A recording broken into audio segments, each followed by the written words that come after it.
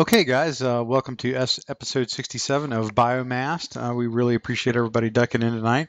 So this is kind of one of these kind of interesting things when you're covering either a gaming community or a set of games in general that happens from time to time. We're sort of in this impending lull before actual news hits. And in case you haven't been keeping up, and if you listen to this podcast, if you're one of the 8 or 9 people that do, you're probably well aware that the CPM, Council of Planetary Management, that's the community elected player representatives that effectively work with CCP in terms of game development, and a bit of kind of a sounding board slash focus group. We have just gone through an election. The results are basically in, but they are not released publicly. CCP's got them, and that I believe is going to get released tomorrow. So there will be plenty of things to talk about and all things CPM for next week, for next show on Sunday, which is good. So we do have a couple of things we wanted to kind of mention. Like I said, a little bit of an impending wave break for us, but we wanted to go over a little bit in terms of sort of the general state of the game. Like, hey, where are we at as the new community reps take office, so to speak, or they're announced and they start their the legality process of going through getting their NDAs and all that kind of good stuff, so they can kind of get doped up on what's really down for the future of the game that the general public doesn't see. So we'll talk a little bit about that tonight. We do have Kain Spero on tonight, who was begging us to come on because he's got an earth-shaking announcement that he needs to get a hold of us. I'm assuming it's something to do with the fact that one of his alts was actually running for CPM, and he's got it forewarned notice that he's been reelected. Other than that, we do want to talk. Come on, man! I had to hook you up a little bit. But we'll give you a little bit of heads up on some of the other side projects that Biomassed is working on, and to include our newly minted spotlight episodes that we're starting to plan, and we're soliciting feedback from the audience in terms of some things that you guys want us to do a deep dive on. So without further ado, let's go ahead and knock out some introductions, and we're going to start all the way at the top of the list with Bait. Go ahead, brother. Hey everybody, I'm Aiwha Bait. I'm a director at the Demonic Cowboys and a editor for the Biomassed blog. Alrighty, Pokey. Pokey Draven from OSG Planetary Operations, co-host here on the blog, co-host on the podcast, editor for the blog, and running for CPM2. We'll see how that goes soon. Alrighty, Godin. Hello, Godin Thekiller, your resident fish lord and member of Negative Feedback. Love. Okay, and Kain. Yes, former member of the CPM on CPM 0 and leader of the Negative Feedback Alliance. Alrighty, and Soraya. I'm Soraya Zell, a member of CPM 1, a co-host here on the show, and an editor on the blog. Alrighty, and I'm Jason Larison. I'm also a member of OSG Planetary Operations, and I am reportedly a co-host here on Biomassed, or at least I'm the talking head. I do nothing with the blog, mostly because I refuse to bow to the peer pressure of Soraya Zell to write anything, because I write a lot professionally, like in the real world. But I'm sure one day I'll throw an entry in there somewhere. All right, so what we're going to do is turn it back over to Zell real quick and get a CPM update, which I'm sure he probably has nothing to tell us as normal. However, from that, I think we can talk a little bit about his future job in terms of how Biomassed is going to work, probably starting next week-ish, which will be the official CPM heckler. So, Zell, take it away.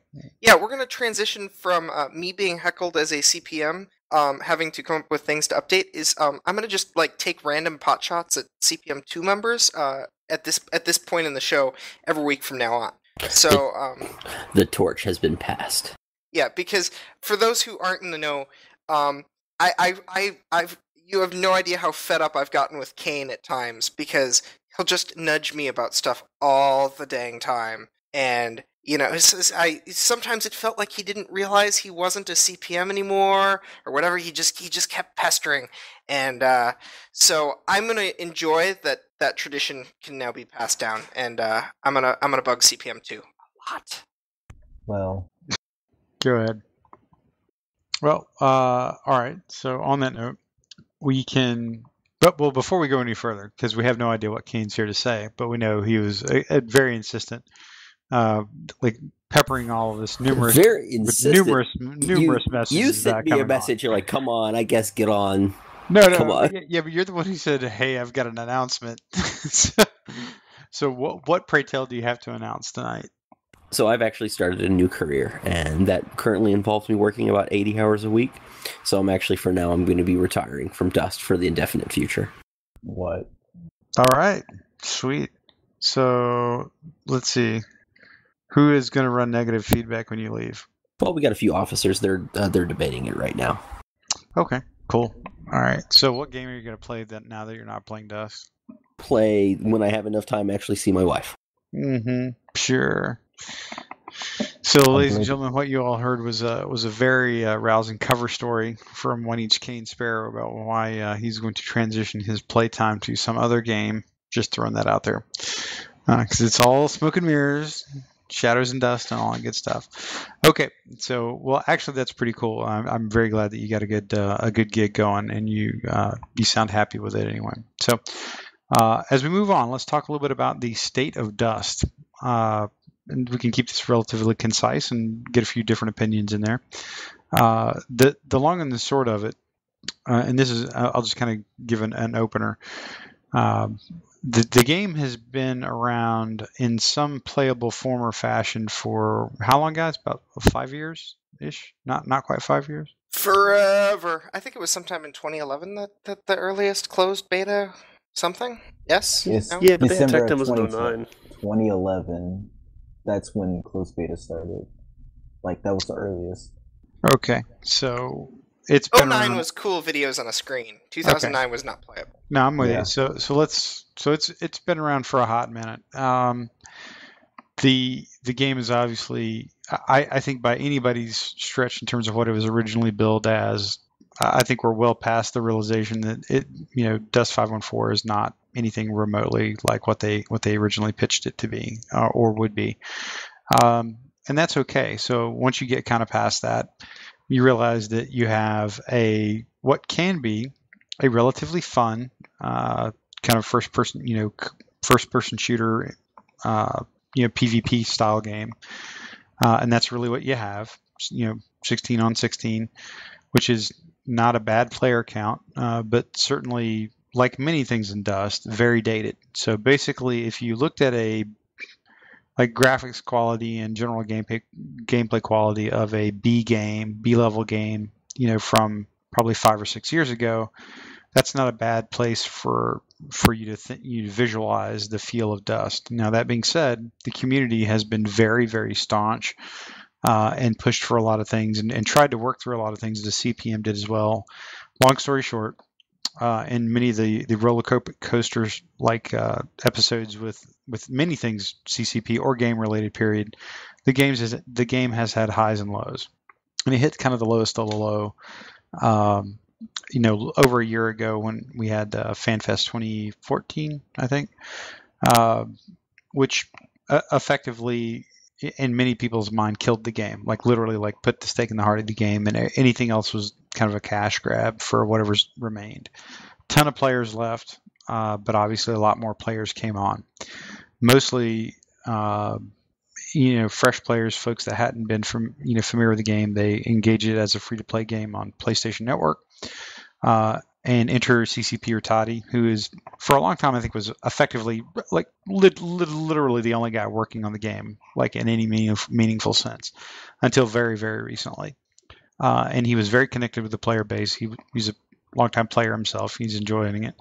But he basically, you did make the game much better with a much, much more limited scope of resources and little budget to speak of. Probably made more progress in the year that he was doing that with significantly less resources than the CCP Shanghai team did with a couple of years prior with much more resources and people thrown at it. Go figure that. So a lot of people had a kind of an uprise, like no pun intended, but like a good upswing in terms of their thoughts toward Dust. CCP obviously at least recognized that it was still a thing, and the CEO Hilmar is still a bit of a fan of it, we think. That being said, here recently the game's kind of going back into a little bit of a backslide in terms of sort of playability and fun. A lot of server issues, a lot of getting into match issues, things like that. And there's a bit of a schism inside the community because the dynamics and the demographics of the community are changing. From it's still a Western, sort of centric community in terms of like North America and parts of Europe. But because of the life cycle of the PS3, and it's not ported to anything else, nor likely will it be, you have a large growing non-English speaking contingent, mostly from South America and Asia, that are steadily growing in their numbers. And that's kind of how these things go, by the way, in terms of the life cycle of any game, because that's sort of how they work themselves around the world in terms of who has access to what game platform, things like that. So that's kind of where we're at right now. And that's a really 30,000 foot, kind of bird's eye view of what's going on, without getting into a lot of the specifics. So what I kind of want to do is open up to you guys is, what is your general feel on the state of where Dust is right now, and what is perhaps things that we can anticipate that CPM2 will see or face as community reps during their term for the next year? I think that they're going to eventually figure out that porting it will probably keep their money going. So I think that they'll eventually do it. Just not anywhere near now.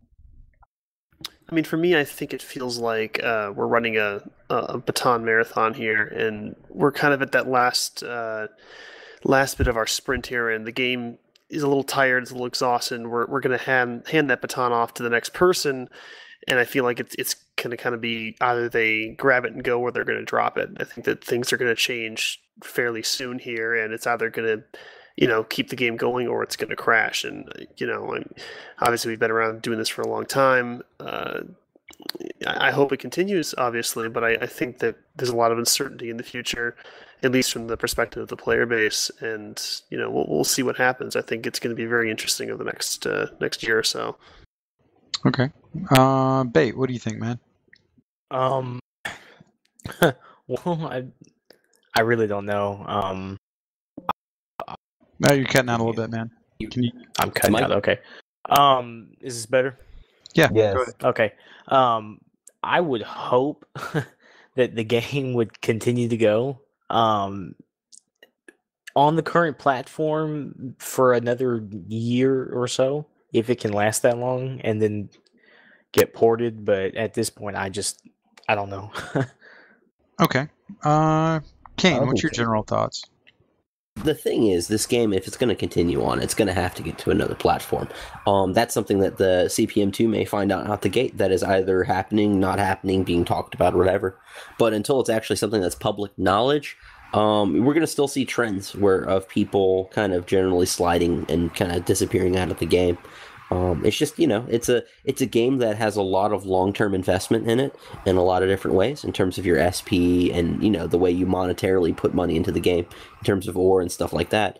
And I think without concrete knowledge about the game continuing on past the current platform, as people, have their PS3s die and, they get more games on PS4 or Xbox or any other platforms, you'll, generally see people slide and kind of go on to other games.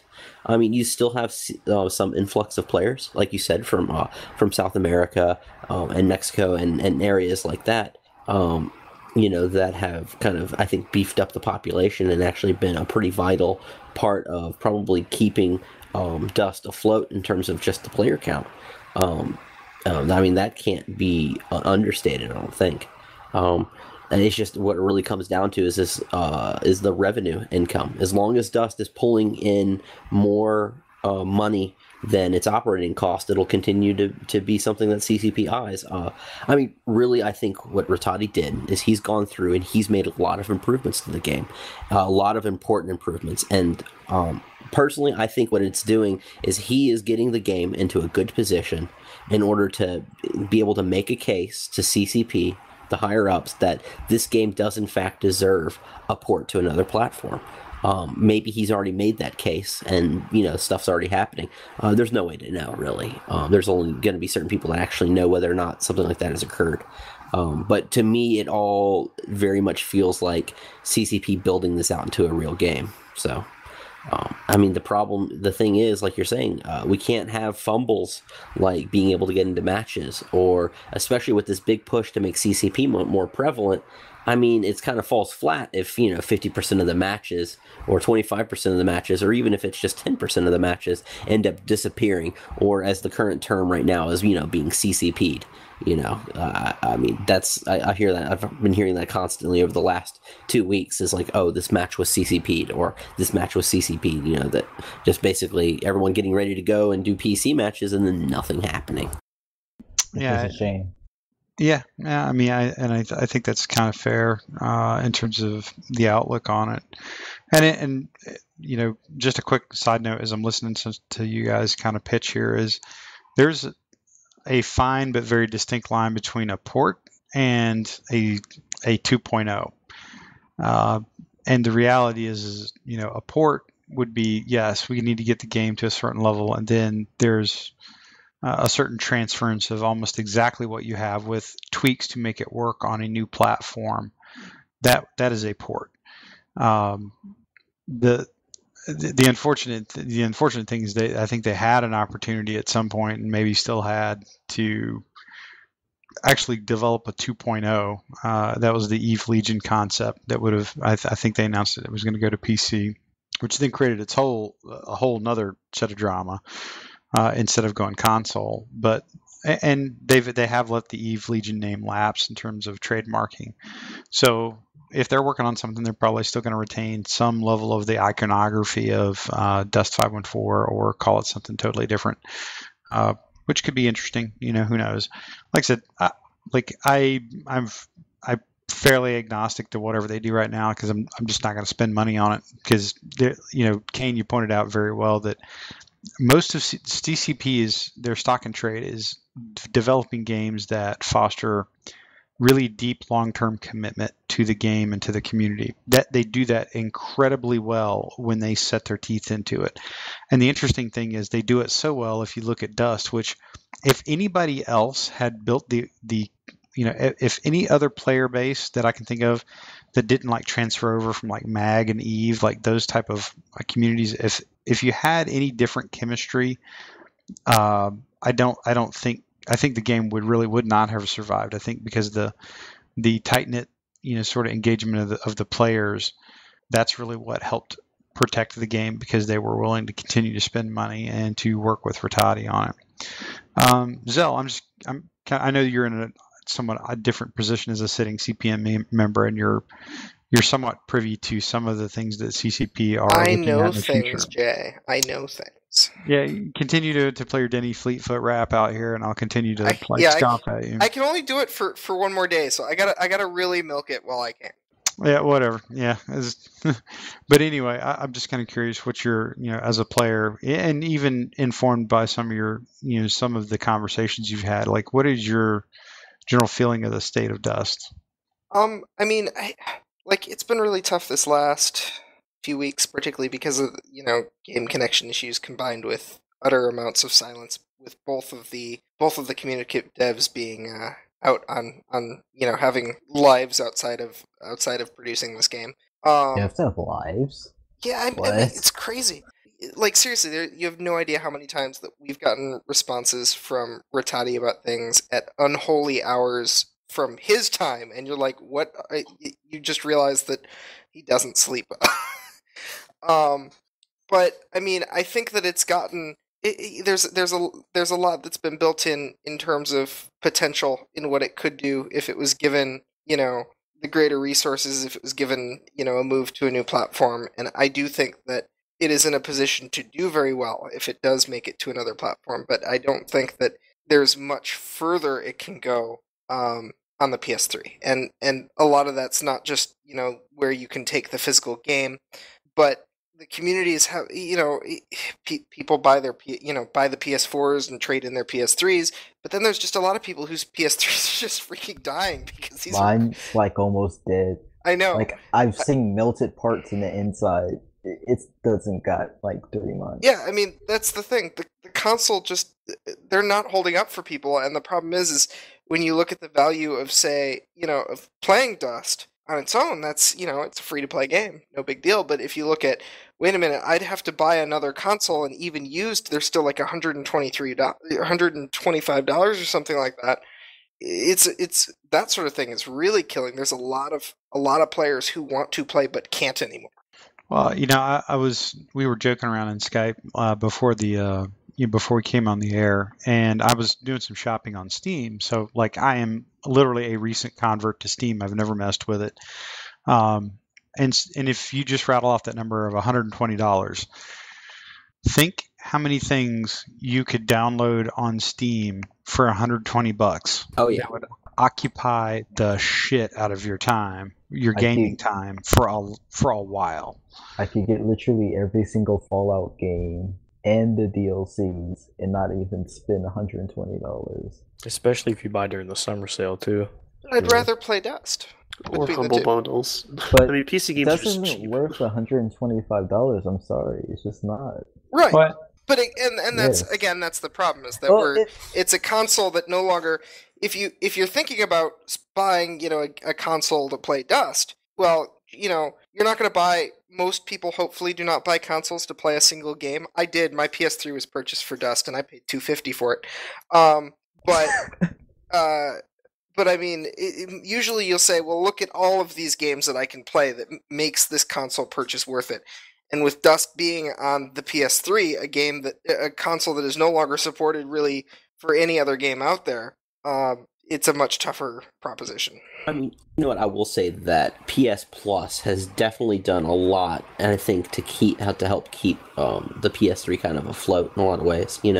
I mean, it adds a lot of value to maintaining a PS3. I mean, in addition to Dust as well. And we also, I mean, you have to remember, Dust was a major not a major, that's not a good way to put it. There was a large percentage of people that played Dust that actually bought their consoles to play Dust. So I wouldn't say it's a major driver of console sales by any stretch of the imagination. No, but I think it boosted it like 20-something%. There's no way. At one No point. way. For like No. a week.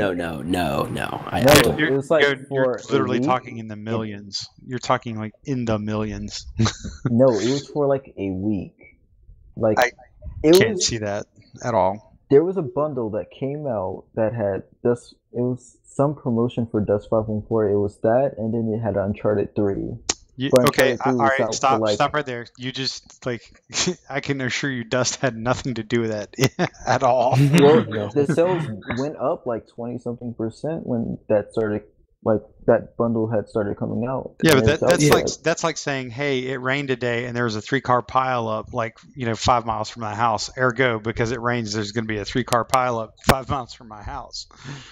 I mean, that's if it goes up that much, and it was just that bundle that came out that week. So You would literally have to show me some sort of printed article by a reputable gaming I'll media look that I would believe that. I will tell you this much though. Shortly after that bundle went out for the PS3s, you know what absolutely flooded eBay? The Dust 514 PS3 bundles. So people sure as heck weren't using them for their consoles. So I'm not sure if that included thing was actually a driver for this for console purchase by any stretch of the imagination. I know it wasn't for me. I bought my my Super Slim with that exact bundle, and that's how I got my Dust code. I just bought the Dust code on eBay. Really? Man, You can get the code with the bought car. The car code was like $6. Oh yeah, Shit. I got a many of those codes. I just got the one. So I bought one for somebody. They're and they expired sold now. it Even for if you could 15. get one now, it wouldn't work. I they think expired in April of 2014. 2014 maybe. Yeah. 2014 is when they expired. Yeah. Well, I think the net effect of what I just heard for a little while is one, Godin's on cough medicine. Two, I think we all can generally agree that it's no shocker that if you're on the PS3 and you're not already on the PS4 or somewhere else, you've got a problem. And again, I go back to the discussion of, in theory, from a player standpoint, what you want is a seamless transition or a phase transition, or really seamless or overlapping transition from the old generation to the current generation of gaming platform, whatever that is. We're clearly not going to get that. And Clearly. that's where I think it'd be interesting where you're going to get. Is it a true port? Is it like a 2.0 or whatever, or is it anything? And I would. The only thing I could think that they might hold out for is on PlayStation 4. There are quite a few games that are backwards compatible, and I guess that was one of the things I'm not, because I don't know the tech side of it. Like, I really don't know how hard it is to port the game literally as is direct where it can be played by somebody with a PS4. Like, I don't have any clue how difficult that would be. But there are plenty of games that were played on the PS3 that were digital in nature, digital downloads or whatever, that you can literally play on PS4 as is. Now, and I also don't know if how that works in terms of like keeping character names and character histories and SP and all that kind of jazz. So in theory, I think they could do it, and you never know, they might be working on it. But it's really, really difficult to justify putting any form of like trust or dare I say money into any product that they run. At least right now, particularly when you look at how a lot of how the absolute terrain of the game design world is changing in terms of how they engage the community in terms of funding and the status of games. CCP is clearly still holding a very kind of an old school line in terms of how that goes. So it's kind of interesting. It puts you in it's a very consumer unfriendly environment that CCP sets up. And they very much have this just, sort of like, trust me, just you'll like what I give you, or the infamous line from a Dust developer one time, which I think was, "We think you'll like it," which is a dangerous thing for a game developer to say when he's talking to the players. So that's kind of my thoughts on it. And I think, Zell, you actually said this very accurately. There's really nothing more that they're going to truly be able to do with the game as it currently sits on the PS3. And I'm talking about aside from tweaking numbers here and there in a spreadsheet that affects drop suits or changing in color here and there and some stuff. We're really talking about things very much in the margins about what they can do with the game. And the reality is it's just old. It looks old. The sound is still pretty good, but I mean, it just in the gameplay itself, the mechanics of in the match play, it can be very fun. It can be very very engaging at times. But when you go play anything that's been made like recently, it just shows its age at every facet and corner, unfortunately. And I say that from somebody who I still enjoy playing Dust on the occasions that I can actually get into a match.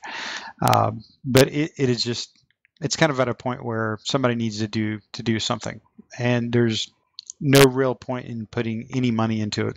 I know we can all tell Dene Fleetfoot that, but he still probably has like he puts in enough $400-500 money a for the month rest to, of us. Yeah, he's clearly making up the bell curve right now. He's single-handedly paying for this game. We're all just benefiting from Denny's generosity. I know you say that as a joke, but I have absolutely no doubt, especially with the way the CCP has been pushing out monetization features, that it's the whales that are keeping this game afloat.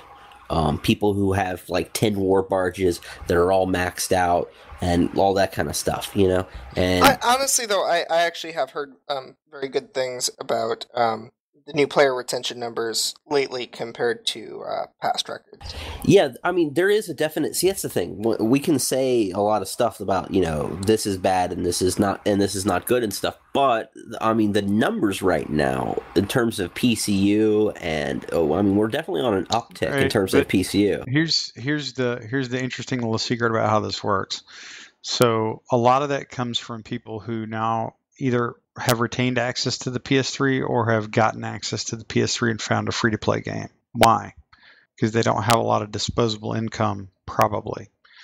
So you never know. I mean, logically, you would think increased player counts would generate some form of increased ORM spins, for example. Yeah. But I don't think you have the same.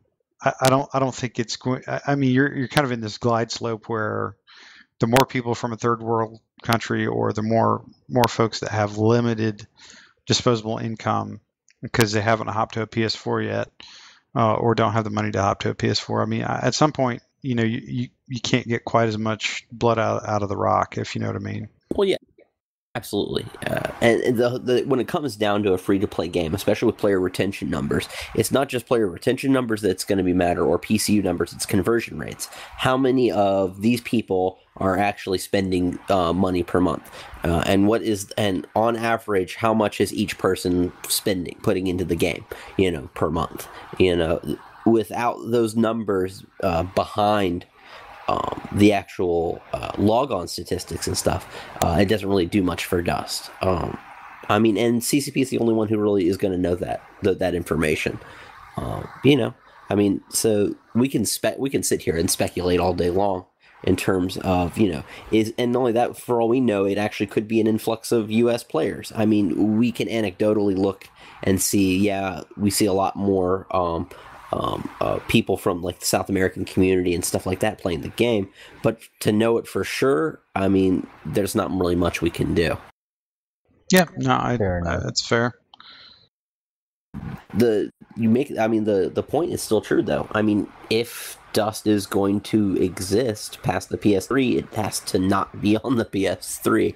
I mean, that's, the whole, like those radio commercials, Captain Obvious, it's the obvious thing, if Dust doesn't get off the PS3, then obviously it won't last longer than it. Well, and Jay brought up a good point, though, that there's a big difference between a port and a 2.0, so to speak. I mean, I don't think if you take Dust and copy it directly to the PS4 as is with the same engine, same graphics, it's gonna flop. I mean, it'll limp along at the same rate it's going now, but it's not gonna succeed if it's a direct port. The thing to bear in mind is that even if you were to say take everything what you have now and slap it on a higher end machine, you would have better graphics, because if you've seen some of the images and work that CCP has posted at times, and things you've seen in videos and stuff, when you design a game, you design the textures and the models to be really good, and then you dumb them down to fit your performance needs. Like, they have higher resolution graphics available. That's just a thing that they have. I get that, but I mean, there's other things that are terribly wrong with the game currently, and they should not be copy-pasted over, which is why I dislike the term port, because to me that kind of implies that, and I think that there needs to be, at least to some degree, some substantial work to actually fix a lot of the wrongs that were done on the PS3 version, and if that's going to get fixed, now is the time to do it, not, copy it over and then try to fix it again, which hasn't happened for years already. The other really big thing that could happen too is, with Valkyrie going to Unreal Engine 4 and the new monetization model that Unreal has rolled out for the Unreal 4 engine.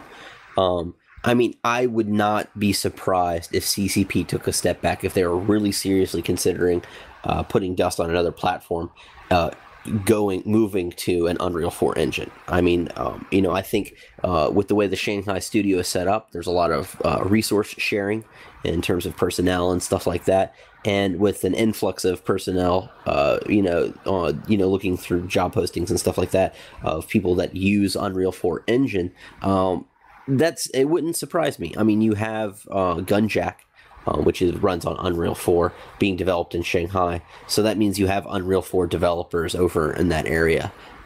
And one thing we can tell is that right now the kind of standard MO for CCP has been, shifting people from one project and, to another as needed in terms of resources and stuff, giving them a little bit more flexibility. Yeah, no, I'll buy that. I mean, because Dust is, correct me if I'm wrong, it's on like a modified Unreal 3 engine, right? Heavily modified Unreal 3 engine. So basically, stuff that's not available, like that would be normally available in Unreal 4, like certain lighting effects and stuff like that, they've kind of hacked their way into having it. They called it Unreal 3.5 once or twice just because of how much they've yeah, in there. I was hesitant to use that. I'd heard that before, but Kain's point is accurate. I mean, the reality is most things are running on Unreal 4 for a reason. And it's not necessarily a gigantic insurmountable leap to go from an Unreal 3 engine to an Unreal 4 engine. The only other pretty easy. The issue really comes down to the more you optimize for a console game like PS3 with the cell processor and stuff like that, the more you optimize for it, the more you have to kind of do and tweak it in such a way that makes it harder to run and work on an x86 platform. Now, we obviously know that some of that work has been done because we were shown a live demonstration of Legion. Very brief demo of it being run live at FanFest in 2014. So we know that x86 code for Dust exists, but it's just a matter of like how far did they go down the rabbit hole and all that stuff before whatever happened to Legion with the copyright lapsing and all that stuff. Who knows? I mean, well, and the other thing is all of that stuff was Unreal 3.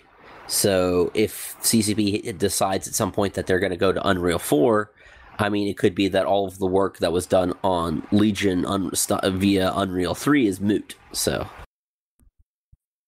I speculate all day long. But no, you're right. I mean, everybody, like I said, everybody totally realizes that, getting off of the PS3 in some form or fashion is how you maintain the game. And in a weird way, and this is sort of an evolution of my own opinion about Dust. I mean, as much as I enjoy it, I still enjoy it. Like I said, not. To me, it's more about is there another game that the bulk of the community can perhaps go to? Because a good chunk of this game came over from MAG. That started a lot of the kind of the grassroots part for this game. Oh yeah, absolutely. I mean, between stuff that came over from EVE in terms of leadership and, other EVE players and stuff like that, kind of setting the groundwork, and then also the MAG leaders that came over from various corps and alliances, clans,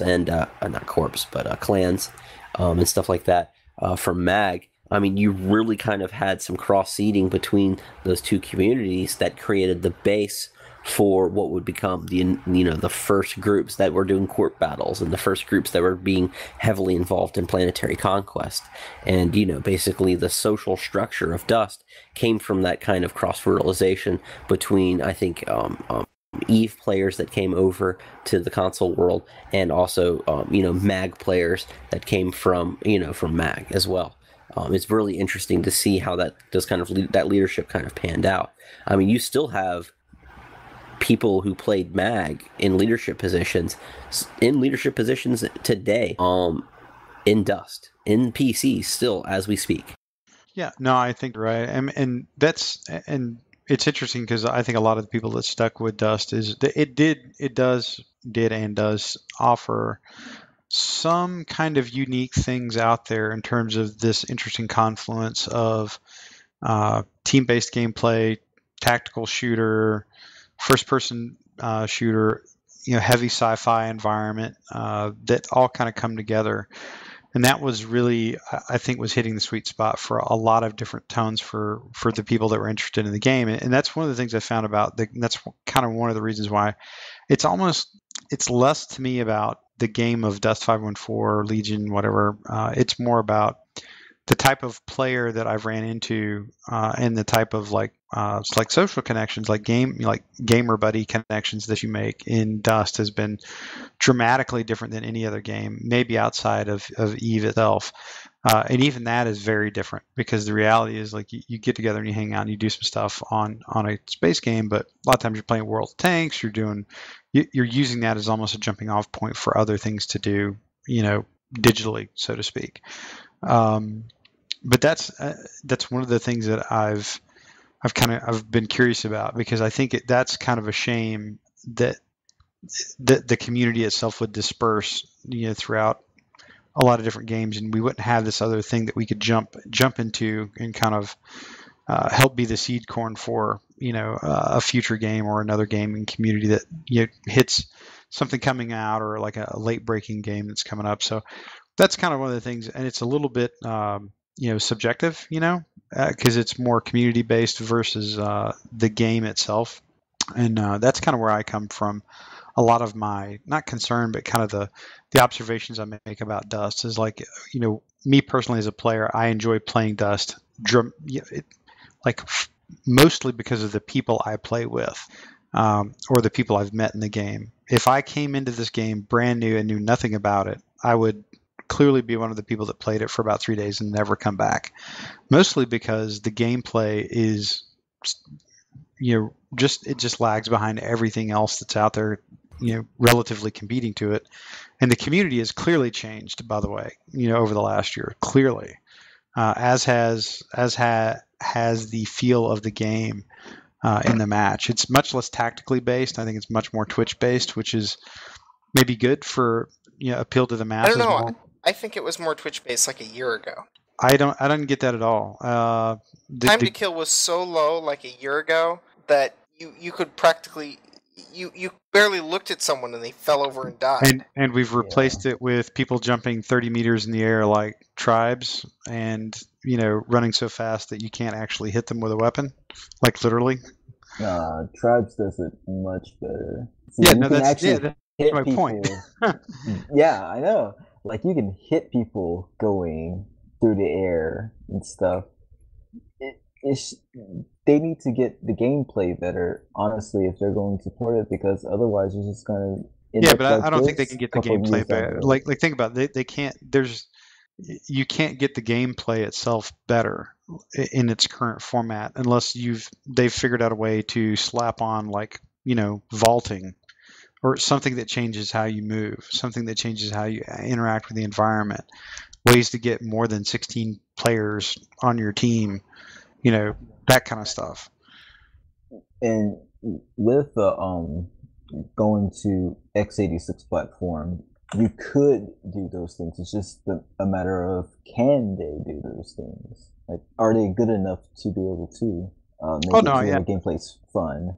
I mean, obviously those things are all out there, man. I mean, you could look at any, like most other games that would be relatively in the same competitive bracket as what a Dust or Dust 2.0 or Legion or whatever would be, and you can see a dramatic evolution in terms of where this game was or game is now. And that's kind of the thing, is like, I'm all like, if like a year ago they said, hey, we're going to make this thing available on the PS4 and continue to iterate on it, legitimately, and then with some actual dev assets behind it to a degree, I probably would have been much more okay with that, and maybe would have considered continue to fund them. Now, here's an interesting thought, as I harken back to like the game spotlight that we did this last week on a game called Shadowrun Dragonfall. It's ran by a studio called Harebrained Schemes, and they are right now probably owning Kickstarter. They've had 3 very, very successful Kickstarter pitches, and they kind of base it around a different premise than most Kickstarters. Most people, when they think of Kickstarter for a game particularly, is, hey, if you give us money, we will make this game. And you got to give us a lot of money, and we're going to run over budget a lot. That's that's why most of them fail and don't work very well. What they did was a very different version, which is, hey, we're going to make this game no matter what. We've already got a budget for it. We're making it. Here are the add-ons and the stretch goals that you get every time we hit a funding goal. And this is what I go back to right now. What we're doing with Dust is it's very, very dependent on Aurum cells. Whereas you take other games that are, like games like Harebrained Schemes puts out, they already have a gaming budget and they're making the game. But let's say for, when they hit their first goal, they're going to put in a new set of tanks or another set of vehicles, or hey, here's 2 new maps if we hit the 3rd stretch goal of cash. And there's a very tangible and direct line to what the crowdfunding or the community funding hits versus what's delivered in the game. And that is right now working very, very well for them. And it makes me wonder, could CCP take that kind of shot? The reality is they're probably not going to, but it would be very interesting, particularly in a game like Dust, which I think they could actually make that style of funding work, and maybe do better than probably any other estimate that they could come up with internally. I think that would actually work really well, because just thinking about it for myself, I honestly put down probably like $300-400 for something like that. So I want to see the game grow, obviously, on a better platform. And if they could provide really good incentives to do that, just like per person, like say you put down $250, you could name a weapon or something, like get your name on a planet, something crazy like that. I'm pretty sure that a lot of people would pay just to get something like that done. And if it's going to go towards getting better things in the game, I'm pretty sure that a lot of people would put down even small amounts of money. Yeah, no, I think that's pretty fair. It's kind of like I said, it's all interesting. I would say this. I think that the majority, or what we see in the current gameplay right now, I'll be very, like I said, I still have fun with the game. It is, I think, as good as they can make it, and that is in some cases not bad. There are some things it does very nicely. It does encourage team-based play in a way that you don't get in a lot of other games, frankly. And the fact that it's got time to kill measured in a couple 3 seconds, as opposed to like, kind of a boom you're dead thing. That's not bad. You have a time to react. I do think that squad-based or team-based play has changed dramatically. The game, to me, it feels a lot twitchier than it used to. It's much more speed-based as opposed to kind of like true squad tactics based. Now that very much changes. That's very much user dependent though. But I think broadly they're at the point of they have done as much as they can with Dust, and a lot of it is good. It's just dated. It's not necessarily bad, but boy, wouldn't it be kind of cool if they upgraded like how we move in the game, the UI, and all these other things that the community asks for a lot. And I'm absolutely confident that CCP Rattati and the gang at Shanghai would probably be really interested and really like to do, but there's maybe just not a lot they can do either with the PS3 or with the resources that they have to execute it, I think. I wonder how they will respond if, say, someone made a petition and a lot of people signed it saying that we want some sort of funding structure like that. Petitions don't really work online. Yeah, they're not going to care. It's a very high-level decision, and it's going to be up to the numbers and the board of directors, not so much the players, unfortunately, on something that's that big and robust. Never know. I mean, this is kind of what I was saying before, that I think right now it's kind of it's certainly a decision, a deciding point on where the game is going to go. It's either going to flop or it's going to keep going. And I think there's a lot in the works, and depending on how it goes, is going to determine a lot of people in terms of how interested they are in continuing to support or play the game. I mean, like Jason said, he's obviously not financially supporting the game right now due to that uncertainty, which I think is completely reasonable. And I think that until we have a little more certainty and people have a clear vision about what's going on, you're going to end up with a somewhat apathetic player base. Because, I mean, sure, the game is fun. I mean, I'll agree with that. But at the same time, it's also a little frustrating from someone who knows nothing to stay interested and engaged and willing to invest, a lot of time and money into a franchise when there are a lot of options out there which are superior in terms of value in a lot of regards. I would have to heavily agree with that. And even, not knowing about, the future of, this game that you're so heavily invested in and dropped, X amount of dollars into, it's just, I don't know. I feel your pain. Well, it's kind of interesting. Like I was looking at a game called Insurgency right before I came on I was watching a YouTube video by a guy. You can probably find on YouTube called Total Biscuit. It's a British guy, does very, very good game reviews. By the way, I want a biscuit. Really, I'm hungry. I've got some. Oh God, I could go so many different directions with that one, but it was very interesting the way he described the game. It was very much what I wanted out of Dust, and I think they actually delivered in many ways. I think what I was looking for when I came into Dust was something along the lines of like Arma, or Mag, but in a much more sci-fi world. And I think, for a while we were kind of getting that, and it just is what it is right now, and that's kind of okay. But like I said, I think that there's a ton of potential about what they could be doing, or what they could have done rather. And it'll be interesting to see. And I'll be frank with you. I really want CCP to be successful. I like a lot of their products, but and by the way, shocker here, like total spoiler, they suck at communicating with anybody and generating any kind of outside the box thinking in terms of delivering perhaps something innovative. That used to be their hallmark, and it's really, I mean, I think maybe they're sinking all that type of energy into Oculus Rift and Valkyrie, and God love them. I hope that does well, because I mean, I'll probably be playing it on a PS4. But they've definitely kind of walked away from like the shooter community or the console community or the first person, like something outside of the Eve community for a long time now. And they just don't, they might be working on some really absolute home run stuff, but they don't tell anybody anything. And it's really, really tough to justify any kind of like customer based relationship with them. And it's almost like dealing with Comcast customer service. Fair enough. Well, I mean, they used to say a lot. They would say all sorts of things they were working on, and none of those things actually happened. And that's not just, FanFest 2013, but it's I remember back in 2010, which I think was pretty shortly after I was getting into Eve, they showed off like a light version of Eve running on a Motorola Zoom tablet. I have a Motorola Zoom tablet. I still can't run any form of Eve on it, but that was a thing that they showed off, and they're like, this is a thing we're working on, and then it never happened. And there are dozens of things that are exactly that way with CCP, and they realized how toxic that was to their game. Well, yeah, but the difference is like that's the thing. Is like you can communicate, but there, sort of the unwritten thing is that what you communicate needs to be, at least for the most part, true.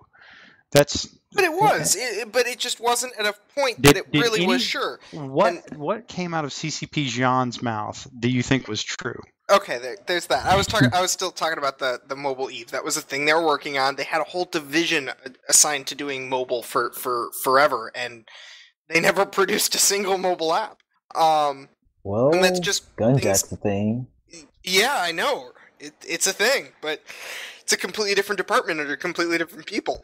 True. But I mean, they're at the point they were working on Gunjack for a while, but they announced it when it was a point. This is a thing that's actually going to happen, and that's the same thing. I mean, you're unsure about the future of Dust. I would say that as long as CCP doesn't say anything, that's because they're unsure about the future of Dust. And they're not going to say anything until they're sure.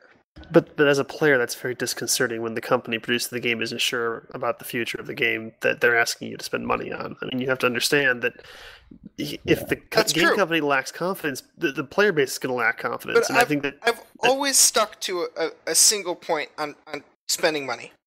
Is you should when you spend money on a game, you're spending money for whatever short-term enjoyment that money gets you.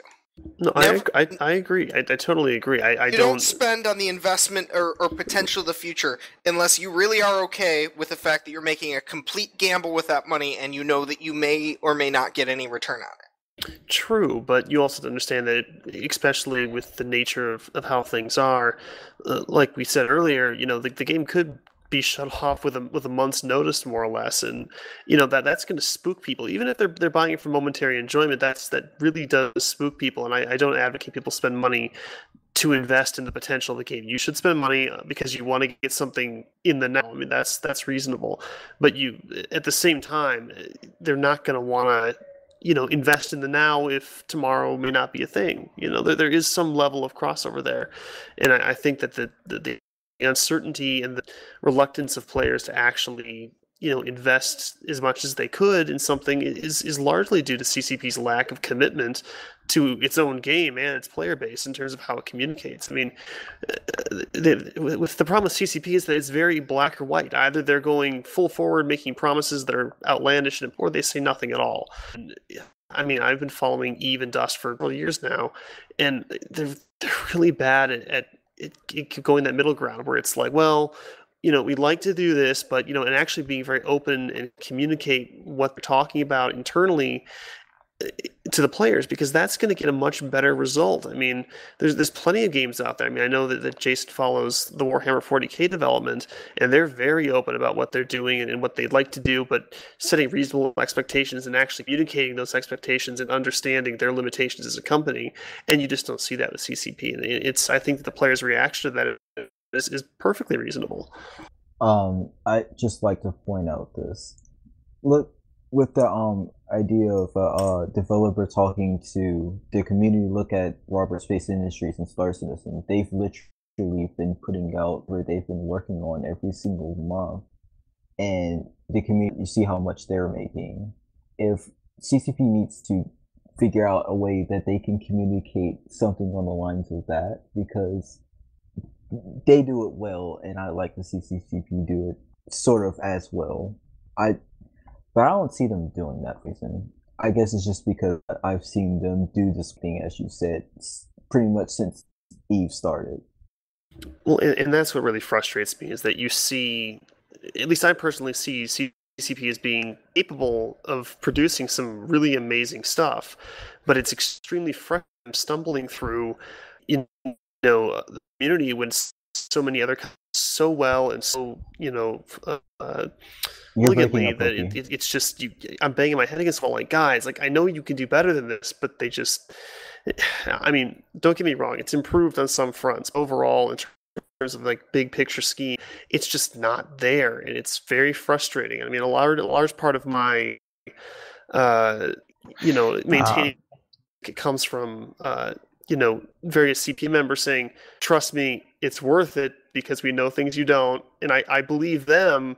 I trust my friends that I have in the CPM, but as far as CCP goes, I it's difficult for them to actually pull it off because they're so unwilling to talk to me about it, Yeah, no, and I think it's fair. I mean, I will say this, though. I do think that when CPM2 gets on board, there's probably going to be some cool things at the sea, and there's probably going to be some things that are not so cool or mildly frustrating to them. The kind of the curtain gets lifted back. You're going to have a new set of people to give you that impression of what they feel about where the game is right now. And while that's true, the thoughts of 12 to 14 people be enough to sway the community into actually believing and being until the company itself actually comes out and says something. So I mean, sure, you influence a bit, but it's not going to really drastically improve the community feel and mood. It's just that has to come from itself, not from the CPM. Hey, Pokey, you're cutting out a little bit, but I think kind of the gist of what it really isn't, nor should it be, the CPM's gig to effectively become a component of the marketing campaign, the internal marketing campaign for a game, any community-based thing. And I've been saying that from the get-go, that's and I absolutely don't think that on the CPM straight up will tell you falsehoods often anyway, or at least most of them won't. But there's a lot they can't say, and every time they say, hey, things are going okay, or this, that, and the other, like, oh, trust us, it's going to be all right.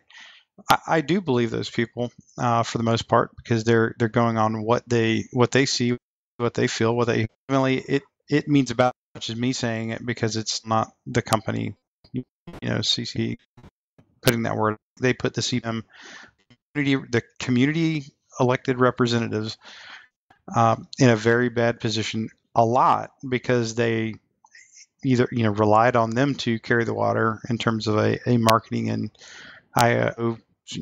information operations sort of way, or they didn't care enough to engage the players, period, no matter what. So either one of those two options is not good, at least from my perspective. Now, like I said, all that being said, I think there's a lot of good things under Rotati's regime. I think they've done great. CPM2 has a lot of will have a lot of interesting things to probably set their teeth into. There's probably a fair amount of hot fixes to the game itself that are coming on. I assume they're going to continue to support it in the fashion that they've done so far over the last year, which means there's going to be neat things coming out of the game and lessons learned. And it would, I guess my point is, it would be a shame to let all of that knowledge go to waste within CCP. And ultimately, what will happen is, if they don't a lot of those will go work on another game, maybe another company or whatever. But it'll be a good experience, for some people, and others will just move on. So I'm kind of okay with it either way. But like I said, I'm rooting for CCP to be successful. Now, I guess my question else that we want to, in terms of setting the table for what's kind of going on with CCP or the game for, I think we've kind of covered quite a bit of it. Yeah. I'm just Dylan? glad that Frame should be back this week, so we should have less silence, hopefully. Well, what was that? I think we're all breaking up on Mumble, Everyone's right? breaking up. Yeah, I didn't understand half of what you were saying, and then I was responding, and then I started hearing static in my own earphones. So. Okay, so Mumble is foiling us. All right, well, on that note, I did want to do a quick shout out to, not quite a shout out, but more of a notification, sort of a PSA. We the Biomassed Spot Games Spotlights, a pretty good discussion on Shadowrun Dragonfall. I talked about it last week, I think, on the normal show for about 5-10 minutes, and we liked the game enough that we wanted to dip into it. And this is something kind of new for us, where we pick a very specific topic, not CCP related, basically. A game. It can be CCP related, just or not whatever, necessarily. Yeah, it could be anything, just about within some reasonable expectation. It's something we would talk about on the show. Deep dive about it. Zelp really well laid out blog post that kind of describes it up, and we had our first episode up, so we really take a look at that. And I know a lot of our audience, and he's gone. To hear. Yeah, there he is. Oh yeah, I did not catch anything what you said for the last 20 seconds, Jay. Okay, all right. Well, instead of saying all that, everybody go to the blog, check out the spotlight, read it, and give us comments and tell us what you want us to spotlight. How's that? Sure. Yep, got that. Okay, solid. So in my homage to Mumble kick in, that we go to shouts. What do you guys think? Yeah, before we get wiped off Yeah. the server here. All right, sounds good. All right, we're going to start all the way at the top. So Aiwha Bait, shout out. I'd like to give a shout out to my corporation, the Demonic Cowboys. Love playing with you guys week after week, year after year. It's been good so far. Let's see. I think that'll be it. Okay, Pokey. I'll do a shout out to all the Dust community members that have been sticking around since the beginning, despite the bitterness. I get why you're bitter. It frustrates me, but I get it, and I do appreciate everyone sticking around and being the lifeblood that keep going, because I do have high hopes for the game, as do all of you, and hopefully the future will bring better times. So looking forward to it, guys. Alrighty, Godin. I'd actually like to give a shout out to anybody who has ever played a CCP game. You've been through some sort of suffering at one point, and I give you props for dealing it out and just keep on trucking. All right, brother. Soraya. I give my shout out to our wonderful Mumble server and everything that it has done for us. Agreed. Okay. Yeah. All right, real quick, I'd like to give my shout out Dead Air. I'd like to give my shout to Broken Sentences. I'd like to give my shout out to anything else that you probably can't hear. And on that note, I would like to give a shout out for CPM2 members to everybody that No, we didn't understand a single word you just said. No, we got most of it. Really? I didn't hear. Maybe it's just me. All right. Go ahead and stop talking. All right. Okay. Zell, how many people voted in the election? Real number. I don't have an exact number for you, sorry. Zell, give me a real number. I don't even Quit for now. know!